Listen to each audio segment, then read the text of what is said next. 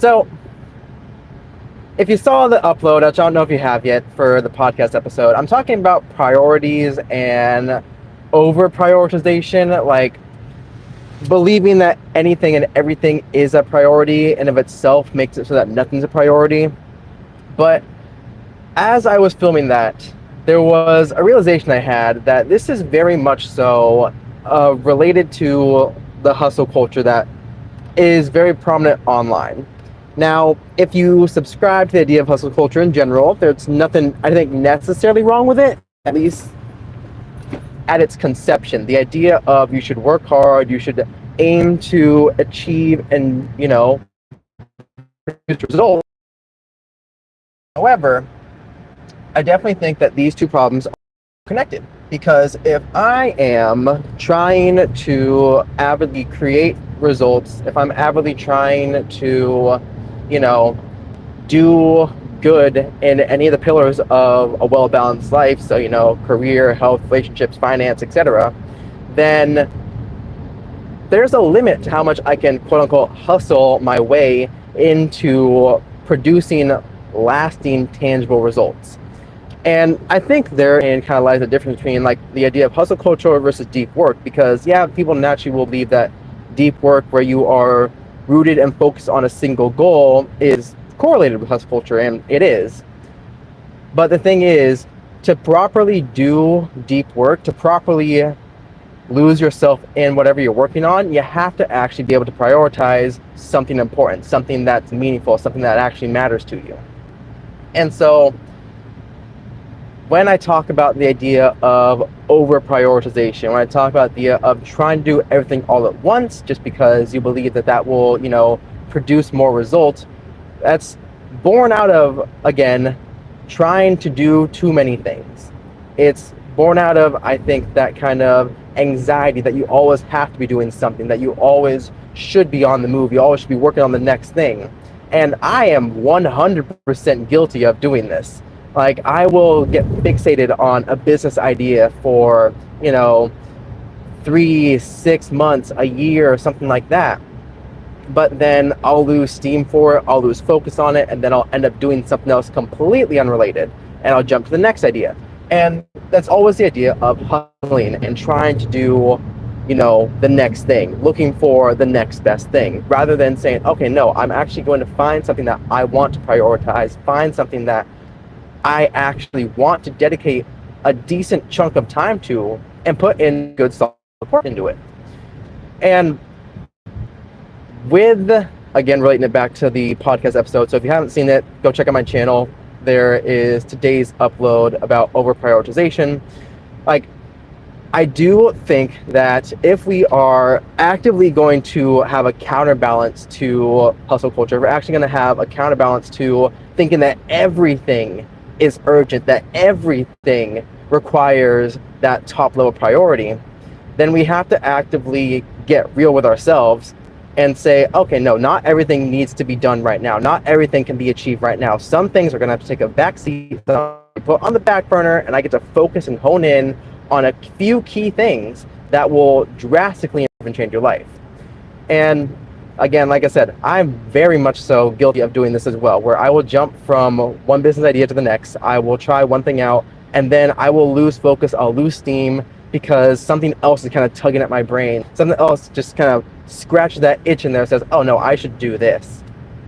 And I think that's super, super common. And it's something that if you're going to make meaningful progress on something, in any goal, you have to kind of work against that. You have to work against that urge and that instinct to say, oh no, I need to be doing the next thing. I need to follow whatever the next TikTok business trend is. Or I need to follow the next guru that pops across your feed.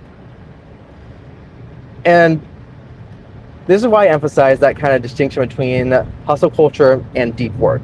Why I think that if you actively learn to reprioritize and pick, one or two goals at a time that you're really getting to hone in on, really focus in on, then you can produce probably some outsized returns. Because a good example for myself is knowing full well that I have schooling starting later on next month. So I'm going for my master's in accounting. that means that I can't dedicate a bunch of time as I normally want to YouTube. I can't dedicate a bunch of time as I normally want to writing a book.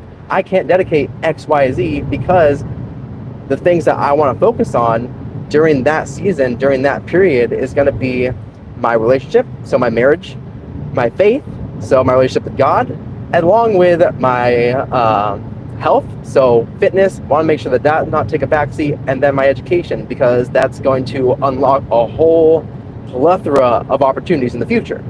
And so, hey there, Shannon K, or Shannon Kai. But as I'm saying, knowing full well that next month I'm going to have to reprioritize. I can't do everything that I want to do. I can't run the YouTube channel. I can't run the PC selling business. I can't write the book. I can't do the art and comics. I can't, focus on my health. I can't focus on my marriage. And that's something that I know intuitively is going to lead to me crashing out, burning out, and I don't want that. And so I cannot hustle my way into better results. I have to get focused, and I believe that's probably something that, again, is something we all relate to. We always feel like the next thing that gets piled on has to be given the same amount of priority as some other goal that we have that is going to actively create long-term lasting impacts and effects. And I'm still driving, so I'll take a peek at the chat here in a second if I can. Let's say, got the Riz? I wouldn't imagine exactly say so, though my wife might think differently. But that's a story for another time. As I'm saying, again, if you want to know a little bit more where the train of thought came from, check the latest podcast episode on the YouTube channel in regards to over-prioritizing or believing that everything's a priority, because I don't want you guys to fall in the same trap that I've fallen into. Like, multiple times throughout multiple years, I have prioritized the wrong things. Or I would, kind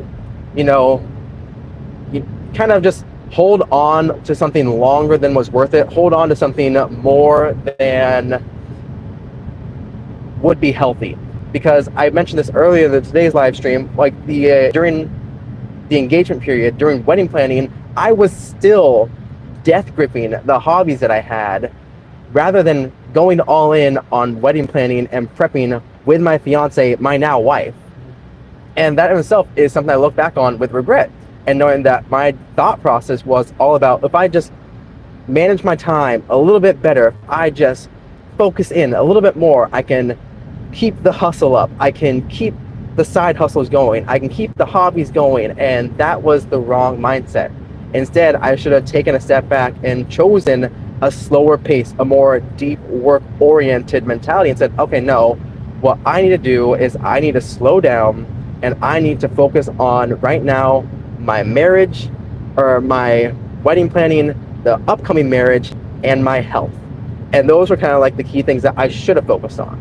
So my encouragement to you guys is, if you are feeling like you're being pulled in a bunch of different directions, like you're trying to wear too many hats at once, put them down and reprioritize. Put them down and think about what are the 2 or 3 main goals that, if you accomplish those this year, would drastically improve and change your life.